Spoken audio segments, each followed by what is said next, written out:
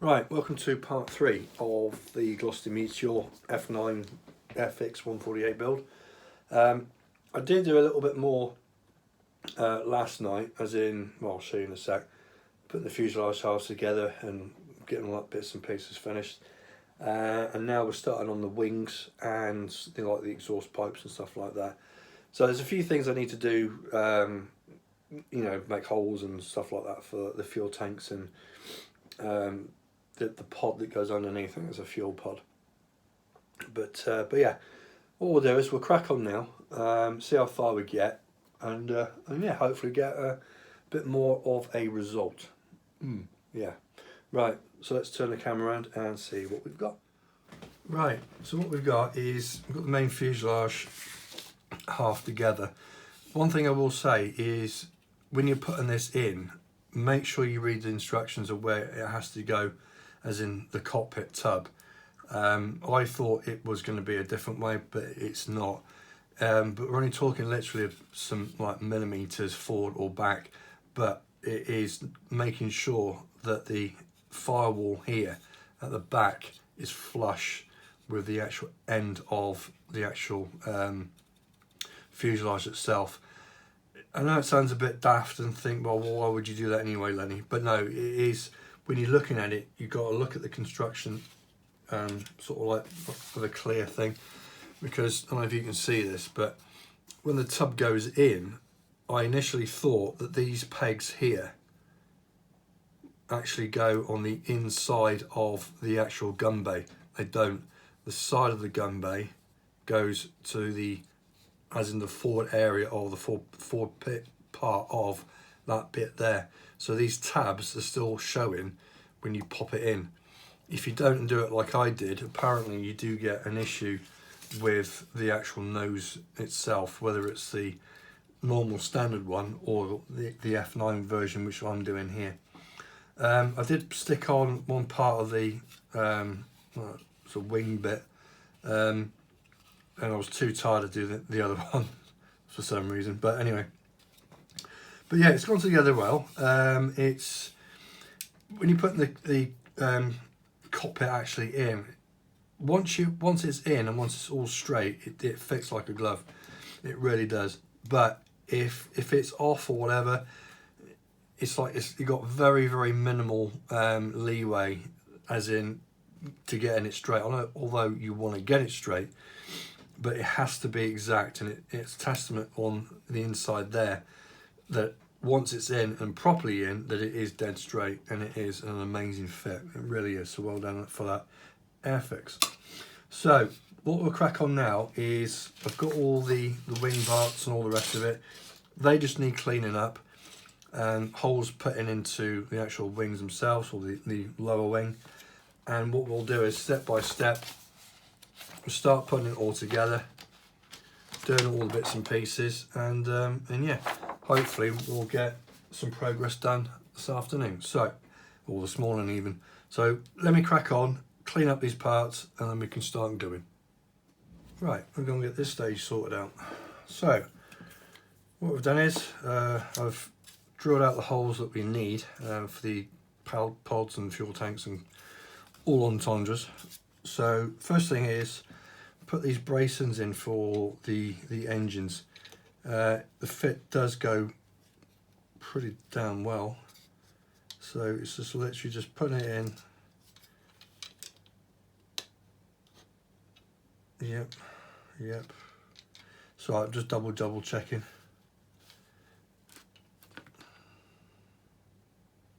And just let the old glue run down wherever it needs to go.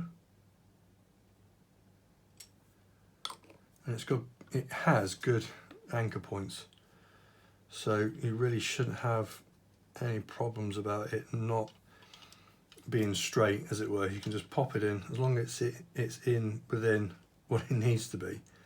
You really shouldn't have any issues at all.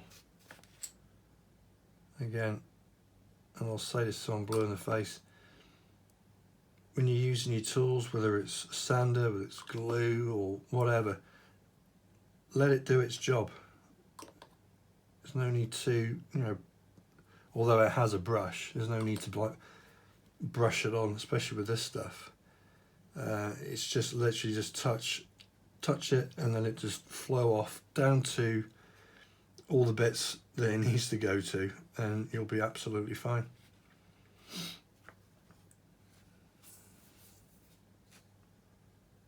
That's it. That's nice, and that's all nicely done.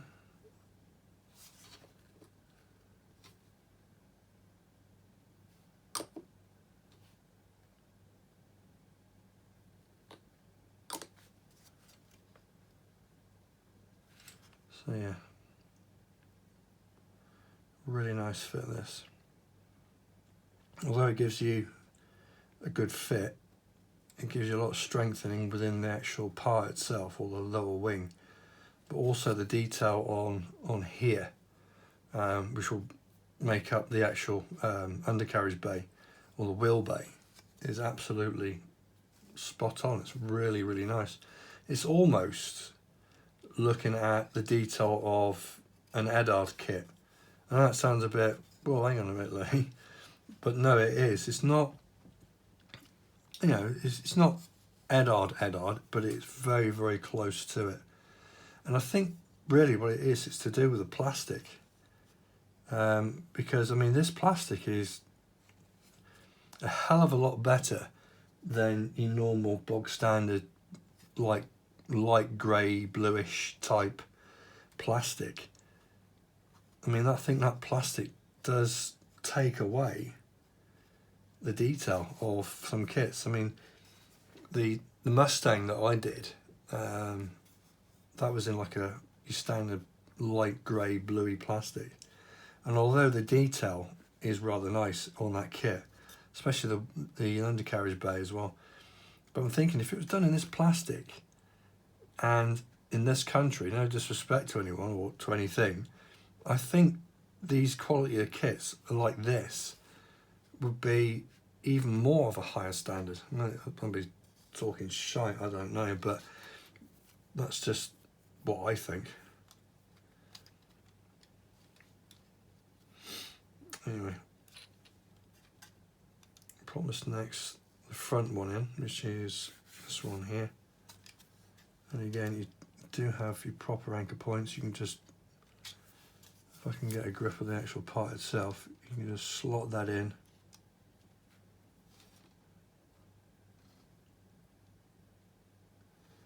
Give it the old extra thin treatment.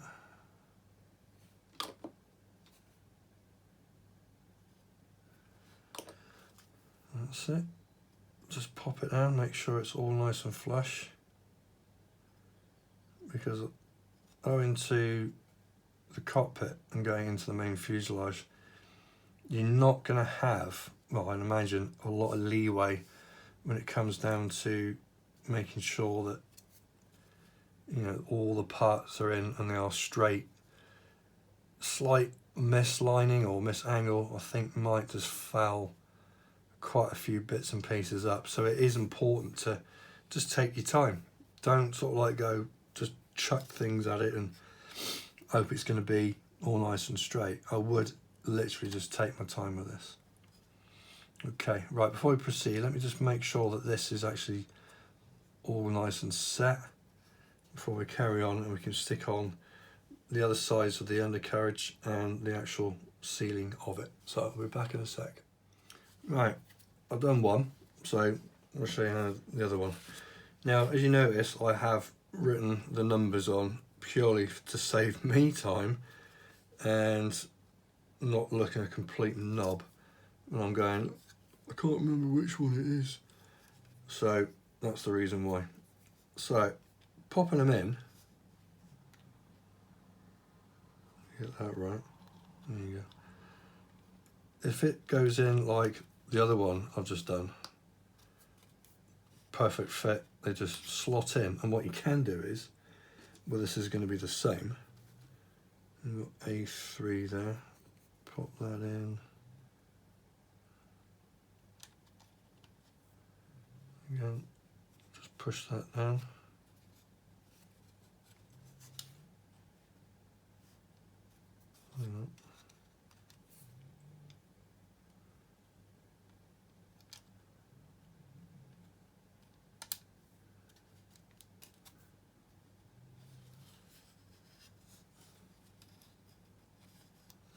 that's fine.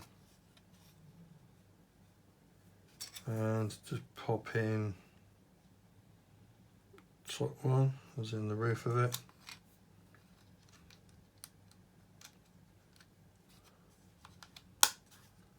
There you go, that's a nice sturdy click. Right, and then you can just glue it. So you don't have to put each one of these in individually and glue it. You can put everything on in and just bang in the glue and it'll be all right.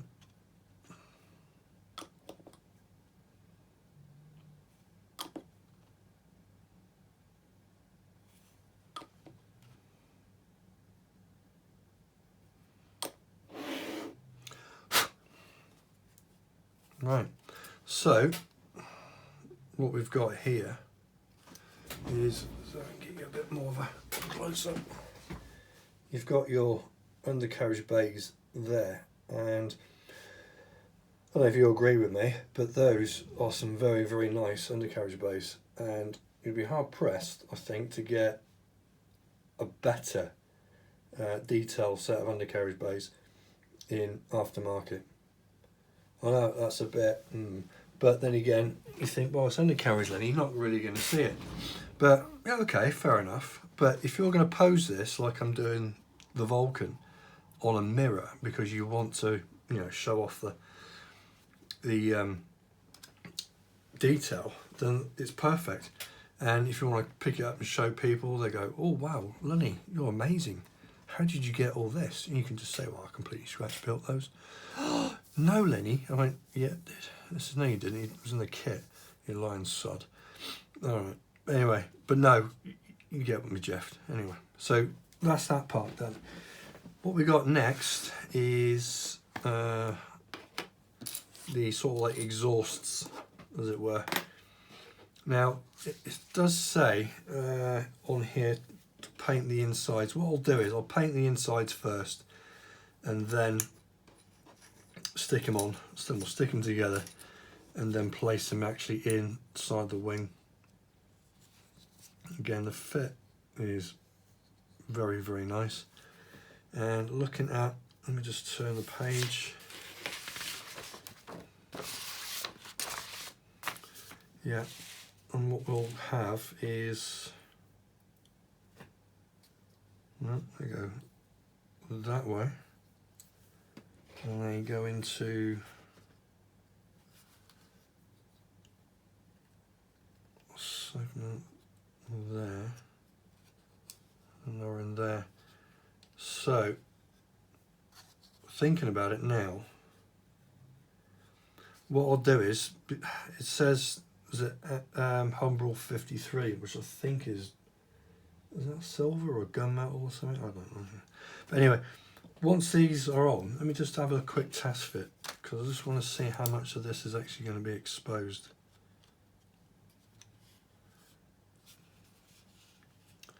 Not a lot.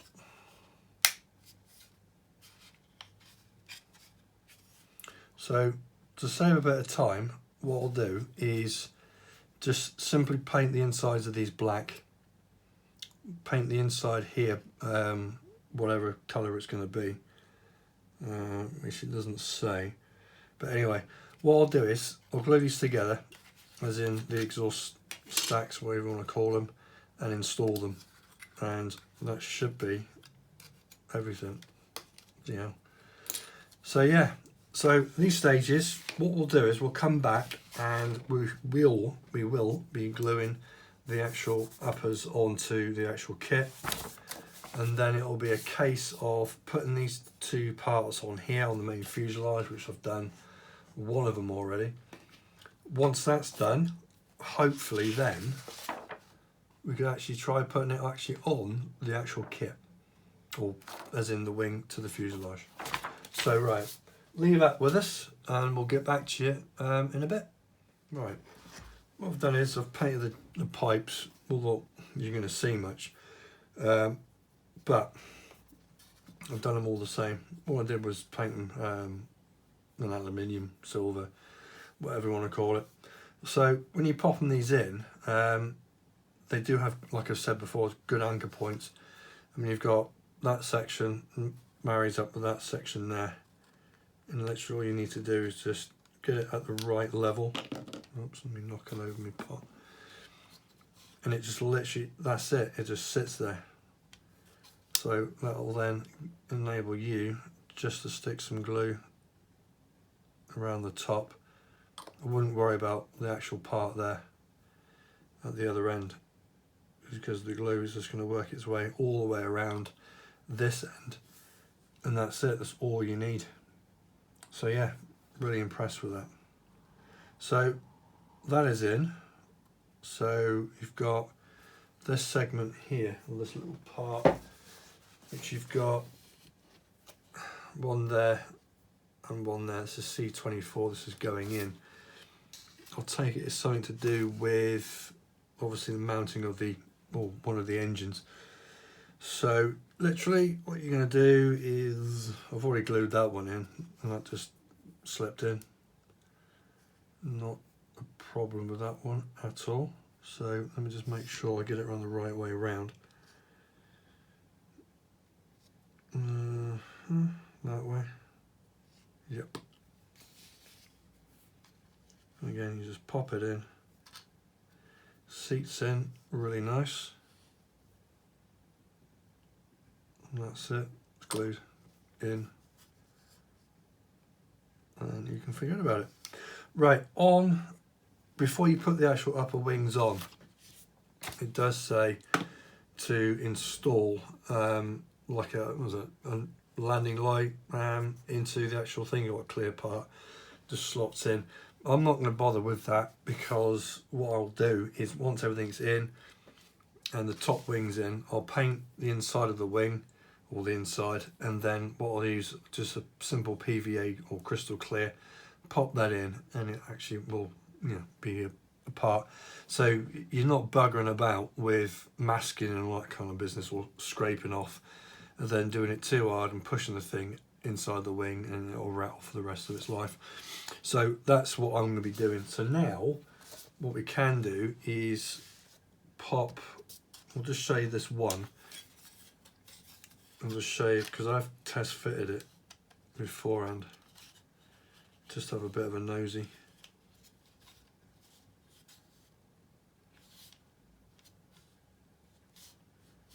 There's a little bit of resistance. There we go.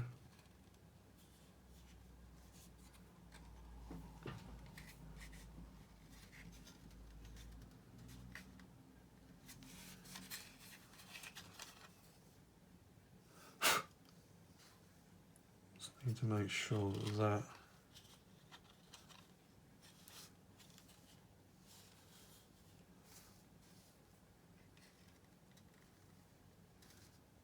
right, that's it.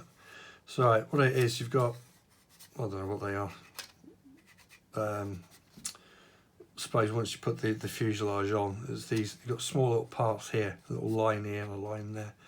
And that one was just fouling just a little bit, but if I just moved it slightly over, it's making the top wing fit all nice and flush now with the actual lower. So all I do, all we are going to do is, you get your 10 extra thin, and all I do is run it down from top to bottom, and it does save a massive arse ache. And it doesn't, well, I'll say it doesn't, it restricts the amount of glue that's going to go all over your kit,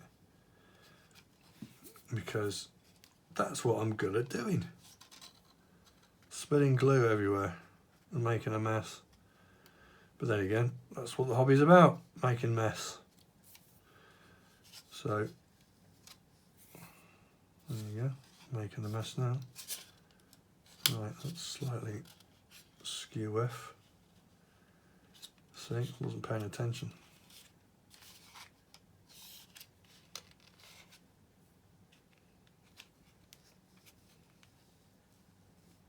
I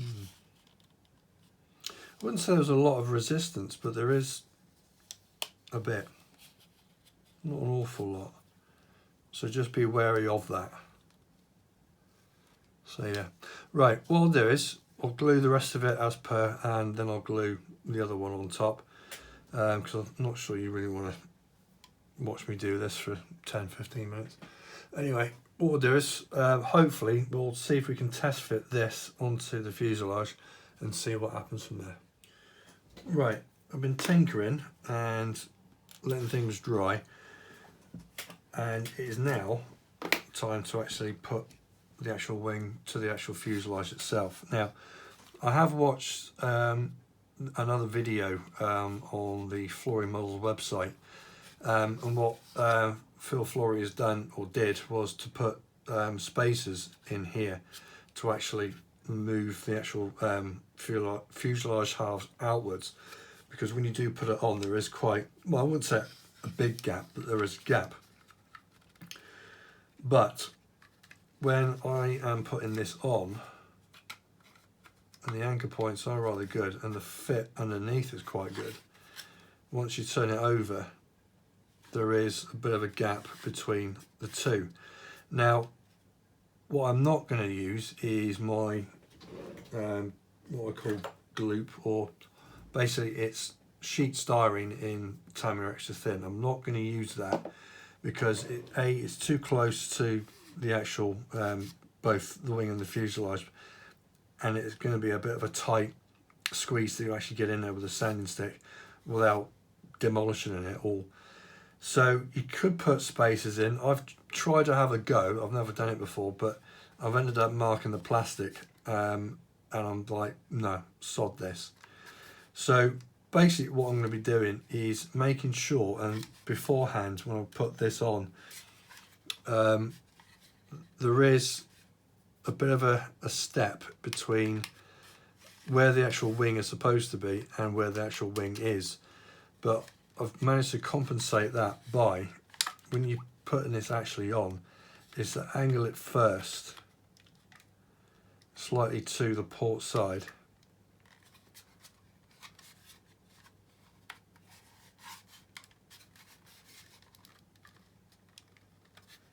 Once you're putting it on,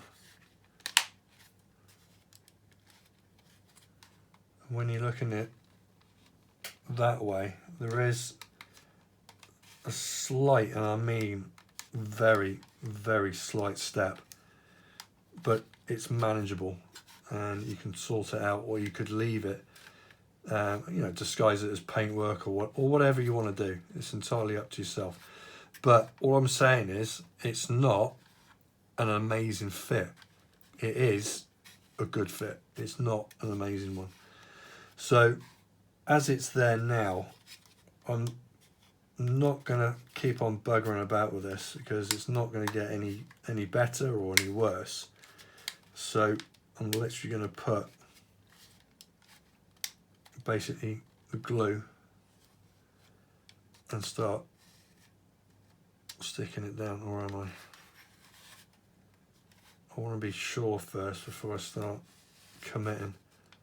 And this is right, I mean, this is a given, but test fitting is you'll get out of jail free card. It really is. Now I'm gonna just see if that's, from what I can see from my one eyeball, the actual wings are straight. So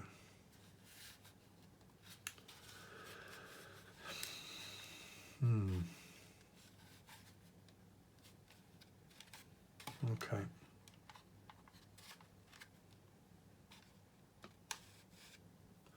Right.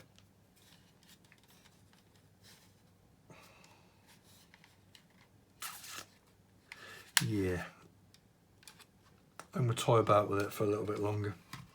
Right, I'll be back in a sec. Right, I've managed to get the wings on. And it was just a little bit of like, well, for a better word, just easing it in. That sounds so wrong.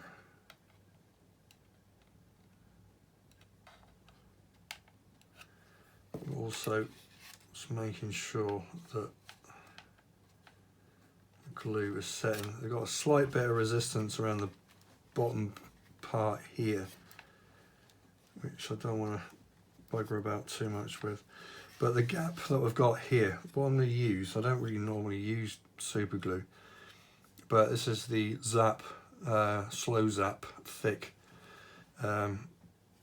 super glue, and all I want to do is just, what you can see, just pop it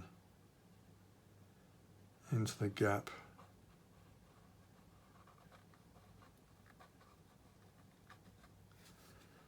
And then just leave it well alone.